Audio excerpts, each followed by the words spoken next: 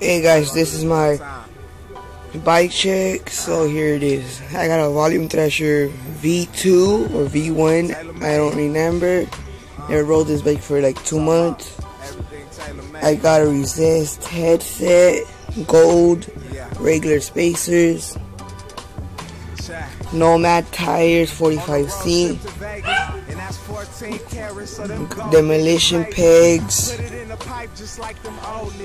purple demolition pedals with my family strap, regular chain. My half link chain broke, snaps like 3 months ago. Resist sprocket, resist crankset,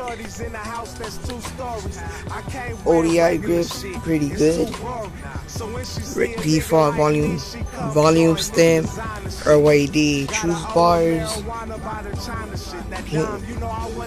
plain seat post, resist pivotal. I have to buy a new one, it's ripping already. Our front rim is a RYD Chaos rim, 700C of course.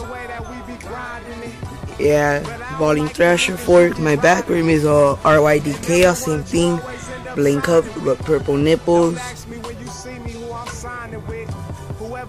And I think, yeah, that's it. Plus my cheetah tape.